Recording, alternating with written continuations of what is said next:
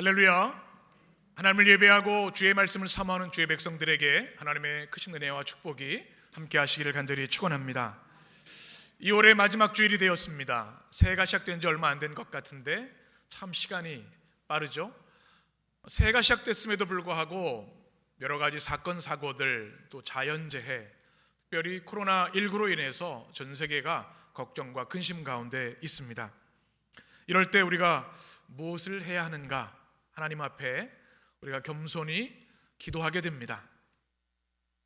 이럴 때일수록 우리는 우리 하나님 앞에 더 깊이, 더 가까이 나가야 될 줄 믿습니다.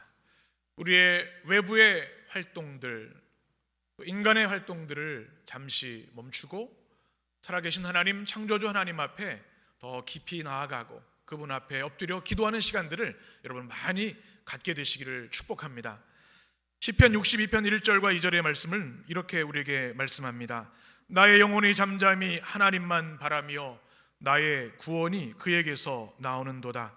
오직 그만이 나의 반석이시오 나의 구원이시오 나의 요새이시니 내가 크게 흔들리지 아니하리로다.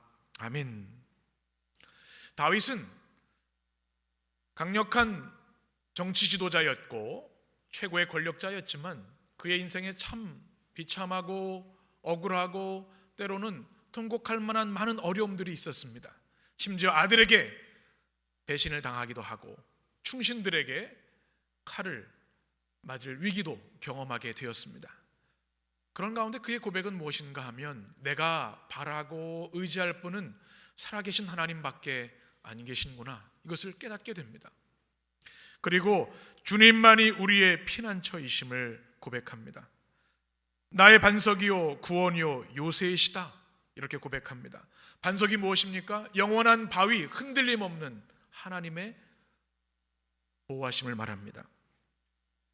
아무리 적들이 우리를 공격해도 구원하시는 분은 하나님이시기에 나의 구원이라고 다윗은 고백합니다. 나의 요새라고 고백합니다. 적들이 둘러진 쳐도 침공할 수 없는 철옹성 같은 요새 되신 하나님이 그를 붙드시고 계시기 때문에 그는 뭐라고 고백합니까? 나는 크게 흔들리지 아니하리로다. 내가 요동치 아니하리로다 고백하고 있습니다. 이 혼란의 때에, 이 어려움의 때에, 걱정과 근심이 많은 이 때에 이 다윗의 고백이 여러분의 고백이 되시기를 주님의 이름으로 간절히 축원합니다. 어려움 가운데 있을 때 하나님은 우리를 더 깊이 강하게 만나 주십니다. 다윗은 이것을 경험하였고 시편 62편 7절과 8절에서 믿음의 성도들에게 이렇게 권면합니다.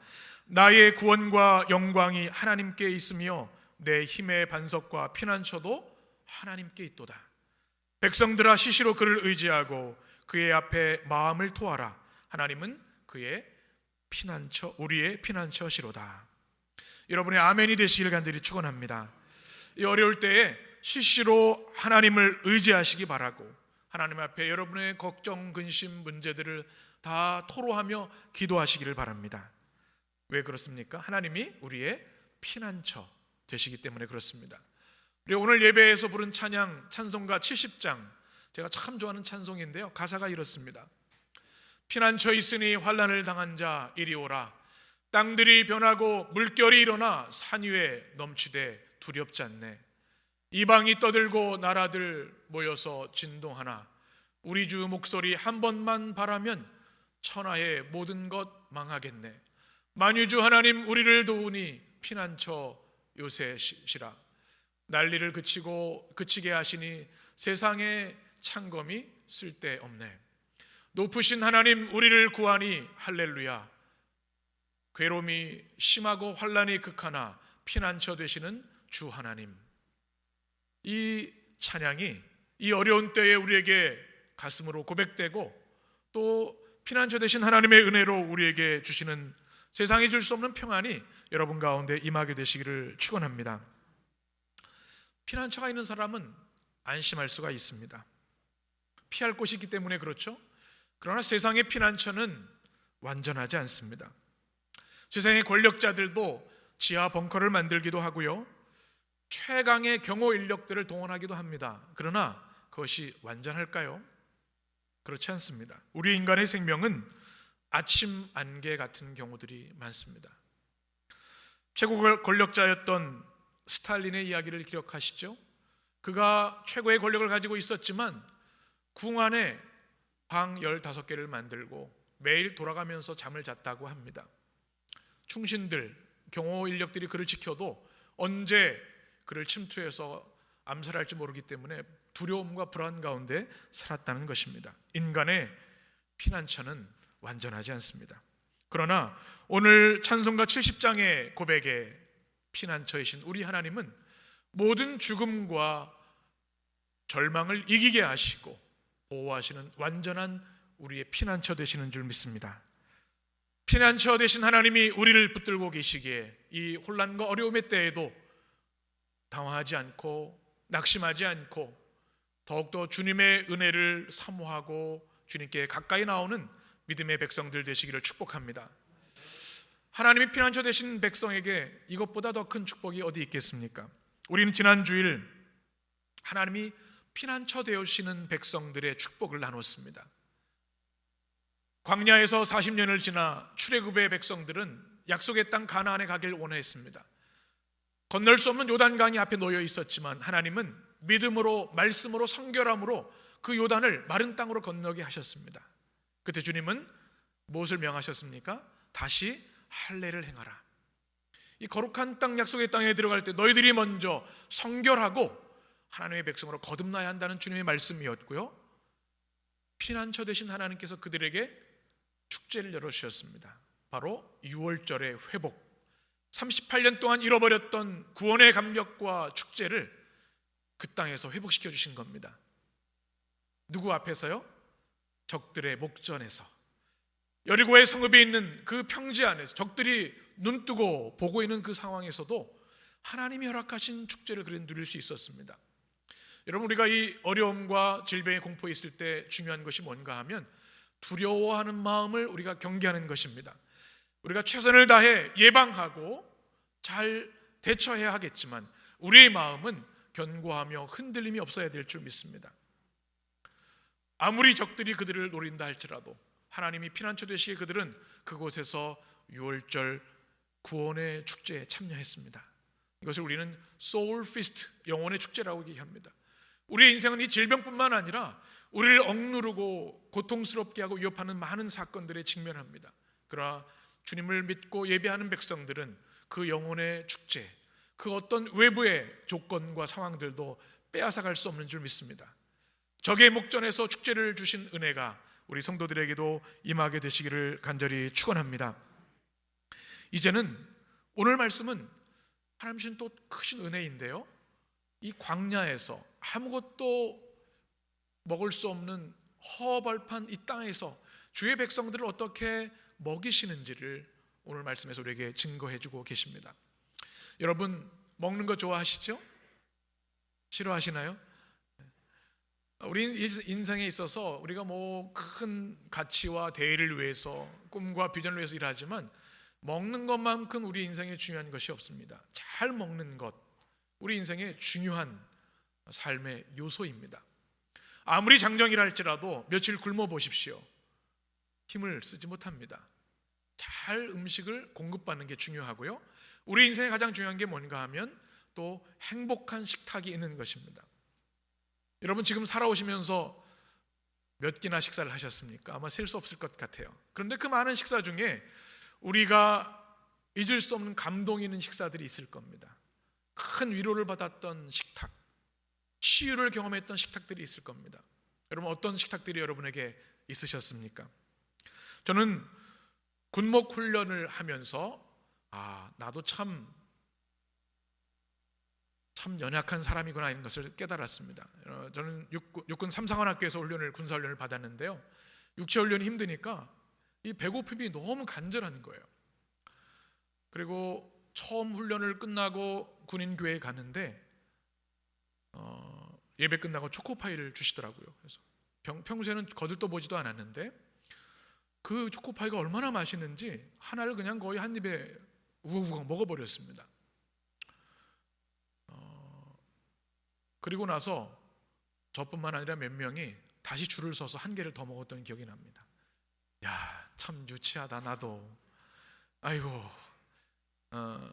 목사라고 안수도 받았고 성인이고, 그런데 이 배고픔 앞에 이 초코파이 하나 더 먹으려고 그런 모습을 보면서 실망하기도 하고 제 모습에 다시 한번 돌아보았던 기억이 있습니다.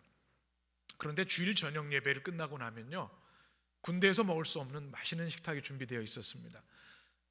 여러 교단의 목사님들이 와서 훈련을 받다 보니까 교단 대표들이 오셔서 교회에서 저녁에 음식을 가져오시는 거예요. 그때 먹었던 기억이 수육을 가져오시는 거예요. 매일 그냥 뚝뚝 끊어지는 짜장면, 넓적한 끊어지는 맛없는 짜장면 먹고 그러다가 맛있는 사제 음식을 먹으니까 얼마나 맛있는지 주일 저녁에 그렇게 기다려졌습니다. 또 제가 유학 생활에는요, 학교에서 먹을 수 있는 게 기껏해야 피자나 라자냐 이런 샌드위치 이런 겁니다. 그러면 저녁에 와서 김치찌개를 끓여가지고 먹으면 그게 얼마나 맛있는지, 집에서 먹는 음식이 힐링 푸드였습니다. 또 제가 미국에서 유학을 마치고 한국에 돌아와서 가장 행복했던 순간이 뭔가 하면 걸어가서 순대를 먹을 수 있다는 사실, 바로 아파트에도 떡볶이가 들어온다는 사실이 얼마나 감격했는지 모릅니다. 그리고 심지어는 집에 바로 앞에 24시간 짬뽕집이 있어서 뿅의 전설이라는 그 음식점을 지금도 기억합니다. 분당에 있었던, 얼마나 행복했는지, 한국 오길 잘했다 이런 생각을 했던 기억이 납니다. 캐나다에서 이민 목회를 할 때는 교회 부흥은요, 교회 밥이 맛있으면 일어나게 돼 있습니다. 제가 유학생 선교 청년 담당을 했었는데 교회가 맛있다, 교회 한식이 정말 맛있다 그러면 구름대같이 청년들이 몰려옵니다. 그런 시대가 있었어요. 그리고 한국을, 고향을 그리워하면서 나물도 먹고 불고기도 먹고 이러면서 치유받고 위로받았던 식탁 또한 기억합니다. 먹는 것이 이렇게 중요합니다. 우리 교회 성도님들도 제가 보니까 참 잘 드시더라고요. 담임 목사를 따라가게 돼 있는 것 같아요. 이게 참 축복입니다. 우리 인생이 참 고달프고 힘들 때가 많은데요, 따스한 포근한 사랑의 식탁을 경험하면 그 모든 것들이 녹아내리고 위로를 받습니다.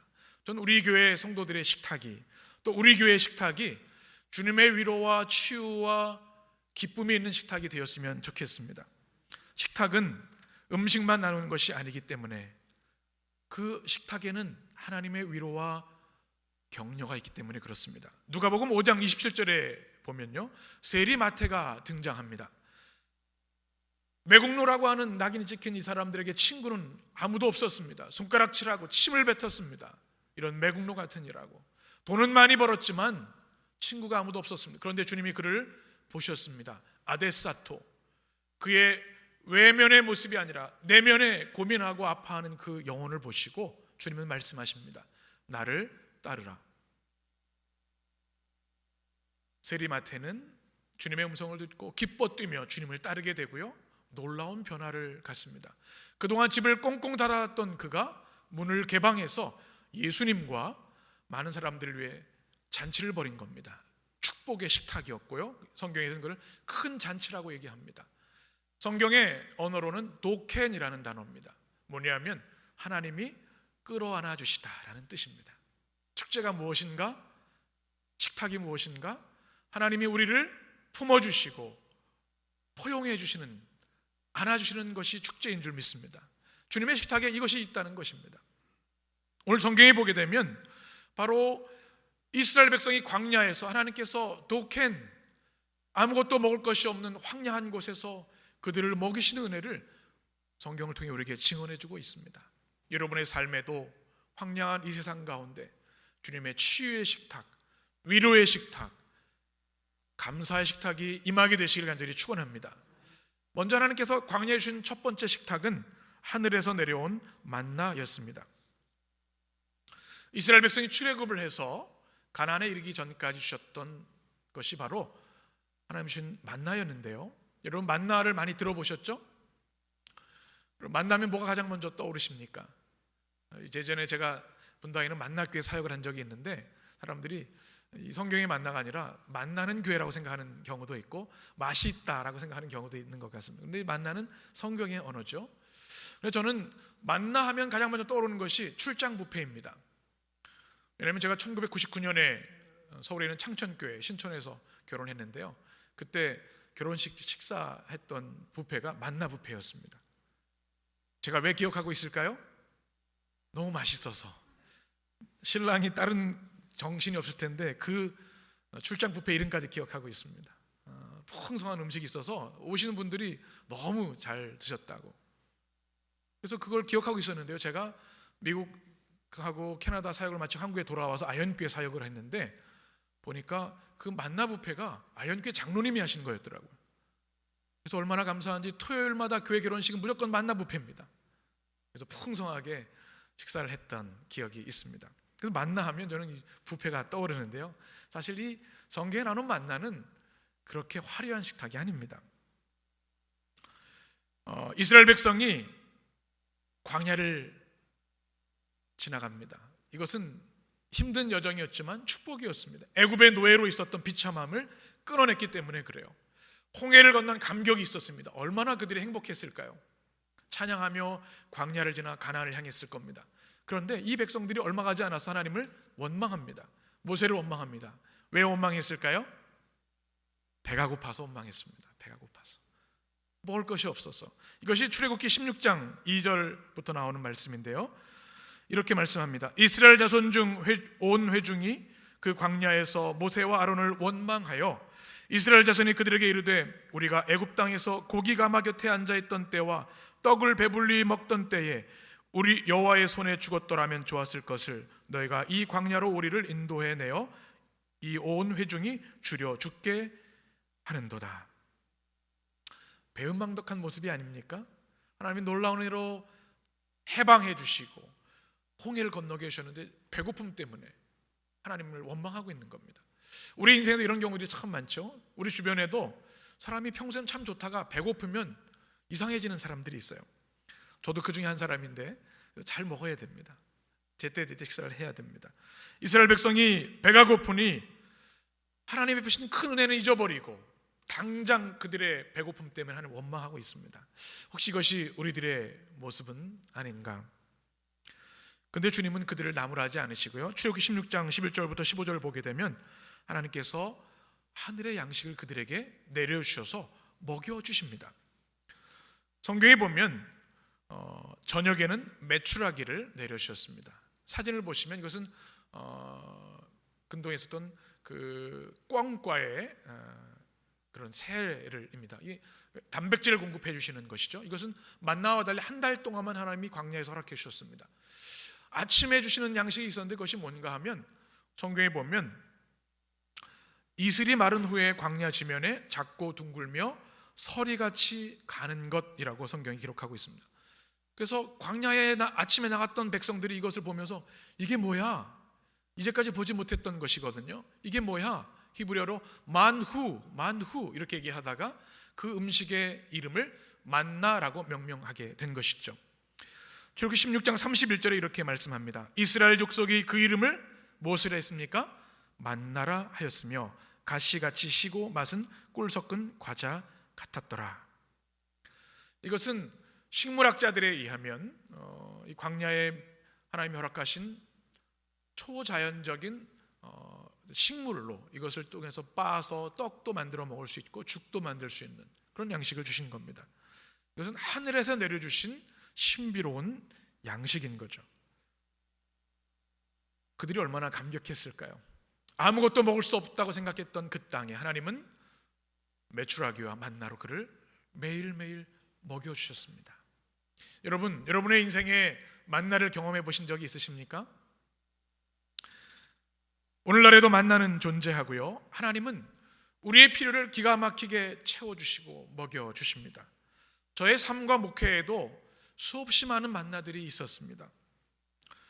저는 한국에서는 그렇지 않았었는데 미국에 생활하면서 쌀이 떨어져가는 고통을 경험해 보았습니다.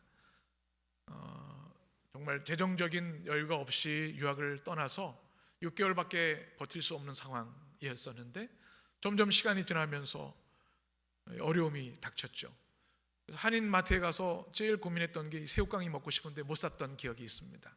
라면을 사고 싶은데 많이 사야 되는데 식구로 먹으려면 하나밖에 못 샀던 기억이 있습니다. 진짜 쌀이 이제 더 이상 없은 순간도 기억합니다. 그런데 신비하게도 그 아침에 쌀과 라면과 새우깡이 와 있었던 경험, 저는 잊을 수 없는 만나의 체험입니다. 이뿐이 아니죠. 여러 가지 경제적인 어려움 가운데에도 또 앞으로 할 수 없는 캄캄한 순간에도 하나님은 그때그때 놀라운 은혜들을 부어 주셨습니다. 아마 이 체험들을 간증하면 밤을 새워야 할 것입니다. 우리 인생에도 어려운 순간들이 있는데요, 여러분에게도 하나님께서 만나를 공급해 주신 줄 믿습니다. 앞으로도 여러분의 삶에 하나님께서 하늘로부터 내려오신 신비한 만나의 은혜가 여러분 가운데 임하게 되기를 간절히 축원합니다. 구약 성경에 보면 만나는 특징이 있습니다. 규칙적으로 정기적으로 주시는 것이고요, 필요한 만큼 필요한 때 공급해 주십니다. 안식일에는 가지러 가지 않아도 얻을 수 있도록 그 전날 2배로 양식을 허락해 주셨습니다. 정확하고 신비하게 필요한 만큼 필요한 때 주시는 것이 만나입니다. 이 만나는 영적인 또한 중요한 의미가 있습니다. 하나님의 현존과 사랑을 눈으로 보여주는 징표라는 사실입니다. 광야에 먹을 것이 없는 그들에게 하나님은 만나를 통해 너희들이 광야에 있는 동안에도 나는 여전히 너희와 함께하고 너희들을 지키고 있다, 내가 너희들이 먹을 것을 공급해 준다는 주님의 메시지입니다. 하나님을 온전히 의지하고 순종할 때 누리는 신비한 하늘의 만나가 여러분 가운데 임하게 되시기를 축원합니다. 신약 성경에 오면 예수님께서는 자신이 생명의 떡이라고 말씀합니다. 이 땅의 떡은 먹어도 되고 안 먹어도 되지만 생명의 떡은 반드시 먹어야 합니다. 왜냐하면 그 떡을 통해서 영원한 생명을 얻기 때문에 그렇습니다. 우리는 성찬식을 통해 그 은혜를 경험하고 예배와 말씀을 통해 그 하늘의 양식을 공급받습니다. 마태복음 4장 4절에 보면 이렇게 주님이 말씀하십니다. 40일 금식 후에 사단의 유혹이 있었죠. 돌들로 떡을 만들라는 유혹을 받으셨을 때 주님이 이렇게 말씀하십니다. 예수께서 대답하여 이르시되 기록되었을 때 사람이 떡으로만 살 것이 아니요 하나님의 입으로부터 나오는 모든 말씀으로 살 것이라 하였느니라 하시니. 아멘. 그런 성도 여러분, 하나님께서 광야 같은 이 세상을 지나는 우리 성도들에게 육신의 양식뿐만 아니라 하늘의 양식, 말씀으로 여러분을 날마다 먹여주시고 강하게 해주시기를 우리 주님의 이름으로 간절히 축원합니다. 또 하나의 하나님의 양식은 길갈의 식탁인데요, 그것은 땅에 자란 땅의 수산물이었습니다. 여러분 혹시 농사를 지어보신 분들이 계십니까? 아마 경험들이 있으신 분들이 계실 거예요. 그리고 현대에는 작은 텃밭들을 가꾸는 분들도 계십니다. 저도 군대에 있을 때 텃밭을 가꿔 본 적이 있는데 참 재밌던 기억이 있습니다. 방울토마토가 막 열리고, 창취는 농사라고 할 수가 없겠죠. 그냥 막 잘 자라더라고요. 오이, 가지 이런 농사를 작은 것을 지어 보니까 그 열매를 맺는 기쁨이 쏠쏠합니다. 그런데 어떻게 해야 되죠? 땀 흘려야 됩니다. 관심을 가져야 되고요, 잘 돌봐야 합니다. 농사가 거룩한 이유가 여기 있습니다. 땀의 신성함을 통해서 우리가 열매를 얻게 된다는 것. 그런데 이것은 농사를 하시는 분들뿐만 아니라 우리 일생에도 마찬가지입니다. 우리 학생들은 열심히 땀 흘려 공부하고 실력을 키우죠. 운동선수들은요, 날마다 훈련과 연습하며 땀을 흘립니다. 제가 기억하는 우리 선수들 중에 이동국 선수가 있습니다. 41살인데도 지금 축구를 현역에서 하고 있더라고요. 아직 은퇴 안 했죠? 제가 혹시 모르겠습니다. 이거 보면 참 기쁜 마음이 듭니다. 꾸준하게 23년 동안 축구를 해오며 또 실력을 쌓아가는 모습을 봤는데요, 신문에서 그가 이런 인터뷰를 했습니다. 한 20년 뛰다 보니 축구가 좀 늘었나 봐요. 더 겸손하죠? 얼마나 많은 땀 흘렸을까. 그 나이가 되도록 전성기가 한참 지났는데도 좋은 경기력을 보일 수 있기 위해서 얼마나 땀을 흘렸는가. 참 귀한 일이라고 생각이 듭니다. 이 땅의 어머니들, 아버지들도 마찬가지입니다. 가정을 일구고 또 사람들을 살리기 위해서 헌신한 수고와 땀들이 있습니다. 교회는 더더욱 그러합니다. 우리가 30주년을 맞이했는데 수많은 성도들의 눈물과 땀이 있기에 오늘의 주님의 교회가 있는 줄 믿습니다. 참 감사한 것은 우리 성도들의 눈물과 땀, 헌신, 그것을 인한 주님의 교회의 아름다운 열매들, 얼마나 감사한지 모릅니다. 땀과 노력이 중요합니다. 우리 주님의 백성들은 주님의 일, 또 이 땅에서 우리에게 맡기신 일들을 최선을 다해 땀 흘려 일해야 되는 줄 믿습니다. 일은 거룩하고 신성한 것이기 때문에 그렇습니다. 고린도전서 15장 57절 58절의 말씀인데 우리 같이 읽겠습니다. 우리 주 예수 그리스도로 말미암아 우리에게 승리를 주시는 하나님께 감사하노니 그러므로 내 사랑하는 형제들아 견실하며 흔들리지 말고 항상 주의 일에 더욱 힘쓰는 자들이 되라. 이는 너희 수고가 주 안에서 헛되지 않은 줄 알미라. 아멘. 땀 흘려 주를 위해 충성하는 여러분 되시기를 축복합니다. 우리 교회를 생각해 보면 참 많은 은혜와 역사들, 축복들이 있었습니다. 그야말로 기적의 역사들이 끊임없이 일어나고 있습니다. 우리 강단도 변화된 지 이렇게 얼마 되지 않았는데요, 얼마나 아름다운지. 또 우리 스크린도, 또 우리 방송 시스템도 1층의 기적을 여러분 보셨습니까? 우리가 쓰지 못했던 공간인데 이제 우리가 마음껏 쓸 수 있는 공간이 되었습니다. 지난주 공사 장면들인데요, 여러분 지금 보시니까 이렇게 원래부터 있었나 생각하시는데 큰 공사들이 있었습니다. 다 뜯어내고 문을 2배 이상으로 확장하고 또 그 안에 이제 앞으로 우리 청소년 청년들이 마음껏 꿈꾸고 또 모일 수 있는 방들을 아름답게 준비해 나가고 있습니다. 우리 성도들의 헌신과 기도로 또 수고로 가능한 일이었습니다. 얼마나 감사한가. 그런데 우리가 여기서 한 가지 기억할 것이 있습니다. 우리의 수고와 땀 흘림도 중요하지만 그에 더해진 하나님의 은혜로 인해서 우리는 이 축복을 누린다는 것입니다. 아무리 우리가 땀 흘려 노력해도 하나님의 은혜가 임하지 않으면 우리는 그 무엇도 누릴 수 없고 열매를 취할 수 없다는 사실입니다. 농사를 짓는 것도 생각을 해보면 그렇습니다. 우리가 땅을 기경하고 씨를 뿌리고 물을 주고 농사를 하지만 하나님이 기후와 환경을 허락하지 않으시면 우리는 아무 열매도 거둘 수 없습니다.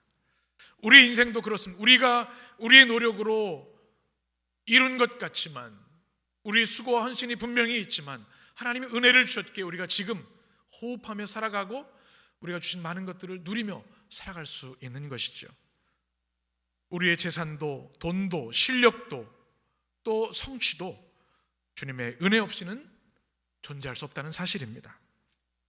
여러분 어떻게 주 예수 그리스도 이름으로 구원을 받으셨습니까? 여러분이 열심히 공부해서입니까? 노력해서입니까? 하나님의 전적인 은혜인 줄 믿습니다. 요 에베소서 2장 8절에 이렇게 말씀합니다. 너희는 그 은혜에 의하여 믿음으로 말미암아 구원을 받았으니 이것은 너에게 난 것이 아니요 하나님의 선물이라. 구원이 뭐라고요? 하나님의 선물입니다. 선물은 뭐예요? 값없이 대가 없이 주시는 겁니다. 하나님의 구원의 진리, 십자가의 진리 우리가 믿음으로 고백했는데 믿음도 뭐라고 하냐면 그 은혜에 의하여 믿음으로 말미암아. 은혜가 없으면 우리도 믿을 수 없고 믿음을 가질 수 없다는 겁니다. 그러니 우리가 그리스도 예수의 이름으로 구원받은 은혜는 전적인 하나님의 선물이라는 사실입니다. 여러분 이 사실을 한순간도 잊지 않게 되시기를 축원합니다. 열심히 노력해야 하지만 하나님의 은혜로 인하여 지금 이 축복을 누리고 있음을 우리는 기억해야 합니다. 아카데미 시상식에서 봉준호 감독님의 우리 기생충이 사관왕을 차지했더라고요. 저는 사실 영화를 보지는 못했습니다. 그런데 이 수상하는 장면들이 참 감동이 됐는데 그 중에도 수상소감이 참 감동이 됐습니다. 참 미국에서 있는 그 영화제에 한국말로 된 영화가 사관왕을 차지했다는 것이 큰 쾌거인데요. 우쭐할 수도 있고 또 자랑할 수도 있을 것 같은데 이 봉 감독의 수상소감은 선배 감독들을 향한 찬사와 또 고마움이었습니다. 쿠엔틴 타란티노라든지 또 마틴 스콜세지라든지 샘 맨데스라든지 이 감독들에게 공을 돌리는 모습을 보면서 참 저런 모습 참 멋지다라는 생각을 해보았습니다. 자신의 노력이 물론 컸습니다. 그러나 그 모든 성과들이 그의 힘으로만 된 것이 아님을 그는 알고 있었던 것 같습니다. 이것이 바로 은혜를 아는 겸손이 오늘 살아가는 우리 시대의 그리스도인들에게도 필요한 줄 믿습니다. 하나님은 11절에 보면 유월절 이튿날에 땅의 소산물을 먹도록 축복해 주셨습니다. 하늘의 만나가 아니라 땅의 소산물을 먹게 하셨는데 무교병과 볶은 곡식입니다. 무교병은 출애굽 당시에 먹었던 누룩이 없는 딱딱하고 맛없는 빵입니다. 급하게 탈출해야 되는데 어떻게 빵을 발효시킬 시간이 있겠습니까? 그 구원의 긴박함과 강권적인 하나님의 은혜를 기억하며 그 빵을 하나님의 은혜를 기억하며 먹었던 거죠. 그런데 그 양식이 어디서 나왔냐? 땅의 소산물이라는 말씀입니다. 40년 동안 그들은 만나를 먹었는데요, 오늘 12절에 보게 되면 아주 충격적인 사건이 기록되어 있습니다. 12절에 보면 또 그 땅의 소산물을 먹은 다음 날에 무엇이 그쳤습니까? 만나가 그쳤다. 그래서 이스라엘 사람이 다시는 만나를 얻지 못하였고 그 해에 가나안 땅의 소출을 먹었더라. 여러분, 이 사건을 경험한 백성들의 반응이 어땠을까요? 40년 동안 쉬었더니 만나가 그쳐버렸으니 당장 이거 어떻게 하나? 농사 지을 시간도 없고 씨를 뿌릴 시간도 없는데. 그런데 하나님은 만나를 그치심으로 그들이 생각지 못했던 새로운 차원의 축복을 열어주셨습니다. 그것은 한시적으로 주셨던 하늘의 만나가 아니라 이제는 영구적으로 안정적으로 풍족하게 주시는 땅의 소산물이었던 겁니다. 약속의 땅에서 나오는 양식을 그들이 공급받게 된 것입니다. 우리 인생에는 한쪽 문이 닫히는 일을 경험할 때가 있습니다. 이제는 도저히 출구가 없어. 모든 게 막혀버렸어. 그러나 우리 주님은 그럴 때 새로운 차원의 축복을 열어주는 줄 믿습니다. 이번 우리 질병의 문제도 그렇고 우리가 개인적으로 경험하는 인생의 어려움과 고난도 마찬가지입니다. 하나님은 반드시 더 큰 새로운 축복과 약속의 선물을 예비하고 계신 줄 믿습니다. 이삭을 기억합니다. 그는 가는 곳마다 우물을 팠을 때 샘이 솟아나는 축복을 얻었는데요, 그때마다 빼앗겼습니다. 싸우지 않고 양보했습니다. 새로운 곳에 가서 우물을 파니 거기 또 축복이 나왔습니다. 그래서 주님이 그에게 준 축복이 뭐예요? 르호봇의 축복, 사람의 차원을 넘어선 하나님의 지경의 확장의 축복을 그에게 내려주셨습니다.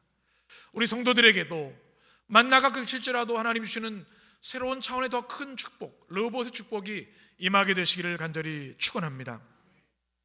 그런데 이 땅에서 나온 소산에 대해서 우리가 한 가지 기억할 것이 있습니다. 이것이 어디서 나왔는가? 그들이 씨 뿌린 것이 아니고 농사 지은 것이 아닙니다. 아무 땀 흘림 없이 대가 없이 누린 하나님의 축복의 산물이었다는 사실입니다. 우리말로 하면 공짜였다는 겁니다. 여러분, 공짜 좋아하십니까? 공짜 싫어하는 분은 없으실 것 같아요. 근데 조심해야 됩니다. 머리가 빠진다고 합니다. 제가 그래서 머리가 좀 빠진 건 아닌데 아마 공짜를 좋아하는 분들이 참 많이 계실 것 같아요. 아까 제가 얘기했던 것처럼 초코파이를 공짜로 좀 하나 더 먹으려고 했던, 제가 많이 회개했던 기억이 있습니다. 또 예전에 백골부대 훈련 받을 때 군복을 입고 나오면요, 공짜로 밥을 주는 식당이 있었어요. 그래서 꼭 거기 가서 밥을 먹었던 우리 군종병하고 기억이 있는데 너무 공짜를 좋아했던 게 아닌가 생각을 합니다. 사실 합당한 값을 지불하는 것이 맞습니다. 그런데요, 우리 삶을 깊이 면면히 들여다보면 사실 우리가 노력하지 않은 하나님이 값없이 주신 선물들이 얼마나 많은지 모릅니다. 우리가 숨쉬는 이 공기도 그렇고요, 우리가 마시는 물도 판매하지만 그 물을 누가 만들 수 있겠습니까?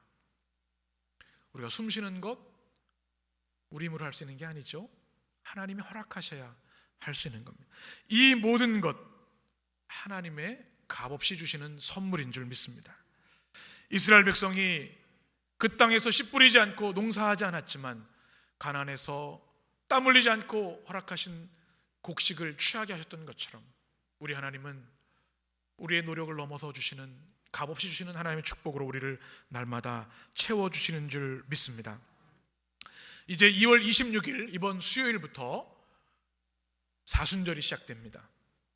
우리 주님이신 예수 그리스도의 삶과 말씀, 사역과 가르치심을 묵상하는 절기입니다. 특별히 주님의 고난과 십자가의 죽으심을 묵상하는 절기입니다. 그래서 전 세계 그리스도인들이 이 사순절 기간 동안 금식하며 기도하며 말씀과 기도에 전념하고 주님의 사랑에 깊이 나아갑니다. 여러분, 이 사순절이 이 혼란과 고통 가운데 있는 이 땅에 주님의 치유가 임하는 은혜의 절기가 되기를 간절히 소원합니다. 우리 주님을 더 깊이 만나는 절기가 되기를 원합니다. 우리 예수님이 어떤 분이십니까? 제가 좋아하는 찬양 Lion and the Lamb이라고 하는 찬양이 있습니다. 아직 아마 한국에 번역되지 않은 찬양인 것 같은데요, 베델 뮤직이라고 하는 크리스천 CCM 예배 찬양단의 찬양입니다. 지금 이제 제가 잠깐 여러분에게 영상을 보여드릴 텐데, 이스라엘의 북서부에 있는 고대 항구 도시인 카이사레아, 우리 시세리아라고 하기도 하는데요, 바로 그곳에서 하나님의 회복과 구원의 승리를 찬양하는 찬양의 내용입니다. 우리 잠시 그 찬양의 내용을 바로 우리의 사자 되시고 어린 양 되신 하나님의 은혜를 보여주는 찬양의 가사를 유념하면서 우리 같이 잠시 영상을 보도록 하겠습니다.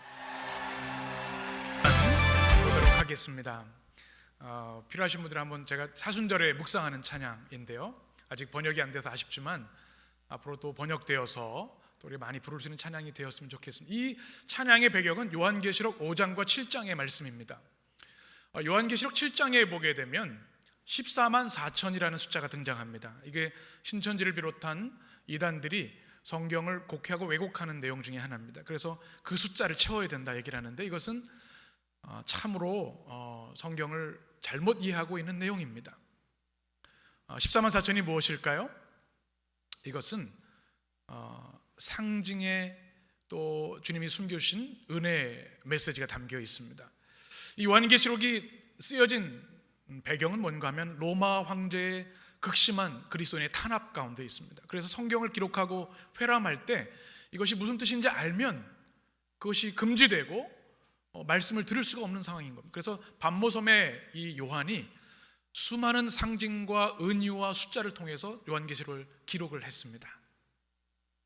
그런데 핍박받는 그리스도인들이 그 성경의 뜻이 무엇인지 그들은 알 수 있었습니다. 14만 4천도 그것 중에 하나인데요, 여러분 12가 어떤 숫자입니까? 4 곱하기 3이 10이죠.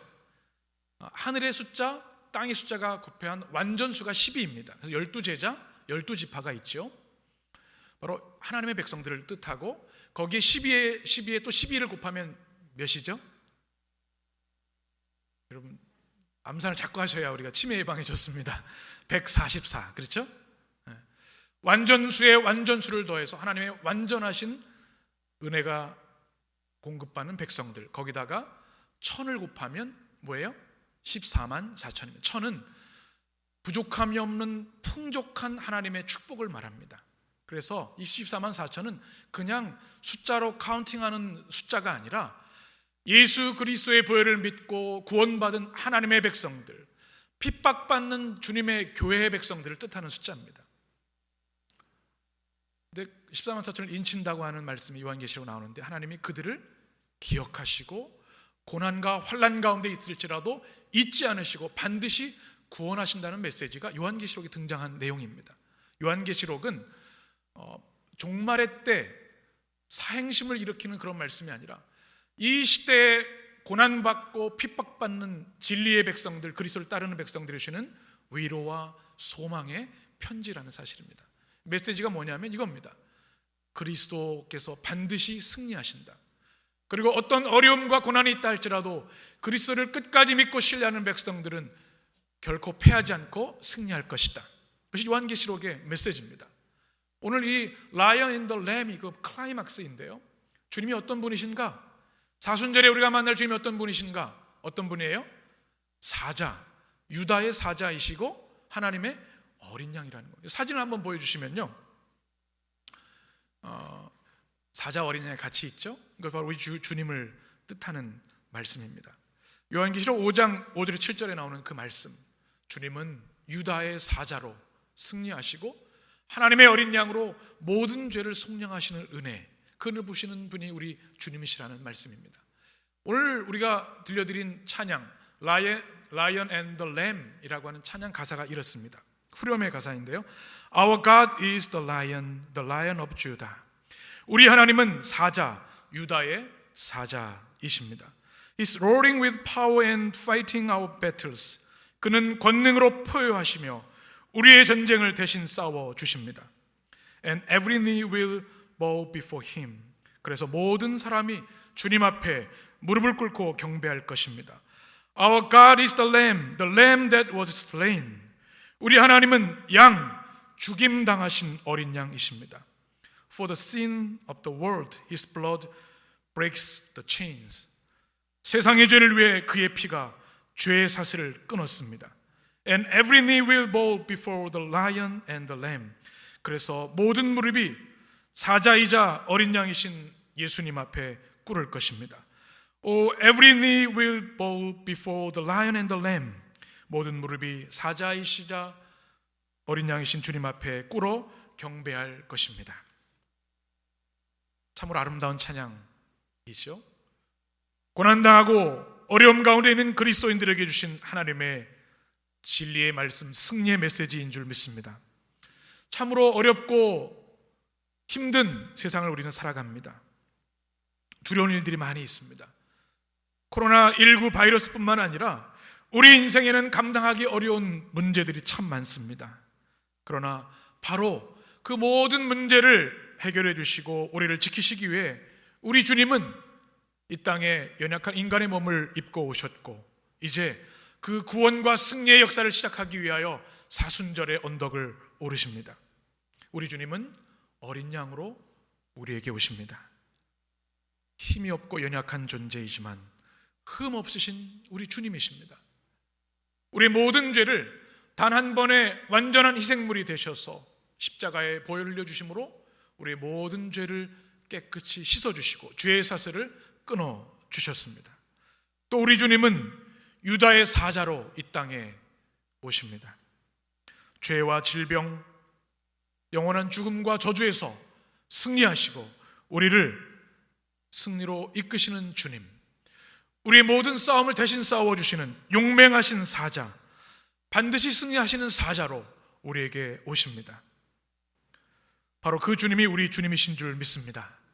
하늘에서, 광야에서는 하늘의 만나로 먹여주시고 길갈에서는 땅의 수산물로 풍족히 채우신 하나님의 놀라운 은혜가, 또 자신의 몸에서 물과 피를 쏟으시고 나를 먹으라 그러면 너희가 살리라 말씀하시는 어린 양 되신 우리 주 예수 그리스도, 승리자 되신 유다의 사자 되신 예수 그리스도가 여러분의 주님이심을 믿고 의지하여 이 어려운 시대에 강하고 담대한 믿음으로 승리하게 되시기를 간절히 축원합니다.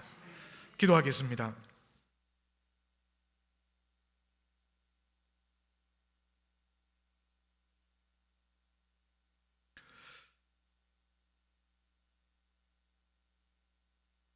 우리 하나님은 사자, 유다의 사자이십니다. 그는 권능으로 포효하시며 우리의 전쟁을 대신 싸워주십니다. 그래서 우리 모든 사람이 주님 앞에 무릎 꿇고 경배할 것입니다. 우리 하나님은 양, 죽임당하신 어린 양이십니다. 세상의 죄를 위해 그의 피가 죄의 사슬을 끊었습니다. 모든 무릎이 사자이자 어린 양이신 예수님 앞에 무릎 꿇을 것입니다. 모든 무릎이 사자이자 어린 양이신 예수님 앞에 꿇어 경배할 것입니다. 참 좋으신 사랑의 하나님, 어려움과 두려움, 그 시대를 살아가는 주의 백성들을 주님의 손으로 끌어안아 주시옵소서. 요한계시록을 통해서 말씀하셨던 하나님의 절대적인 보호하심과 위로하심이 주를 믿고 의지하는 모든 백성에게 임하게 하여 주셔서 권능의 팔로 은혜의 날개로 지키시고 보호하여 주옵소서. 이 어려운 때를 담대한 믿음과 하나님 주시는 권능으로 이기게 하여 주옵소서. 광야에서는 하늘의 신비한 만나로 먹여주시고 이 땅에서는 땅의 소산으로 우리를 채워주셔서 광야 같은 이 세상 속에서 하늘과 땅의 양식으로 힘을 얻어 담대한 믿음으로 승리하는 주의 백성들 되게 하여 주옵소서. 우리를 위해 십자가에 달려 죽으시는 어린 양 되신 예수님을 더 깊은 기도와 말씀으로 따르기를 원합니다. 영의 눈을 열어주셔서 유다의 사자이자 사랑의 어린 양이신 주님을 꼭 붙잡고 주님과 동행하며 승리하는 믿음의 백성들 되게 하여 주옵소서. 예수님의 이름으로 기도합니다. 아멘.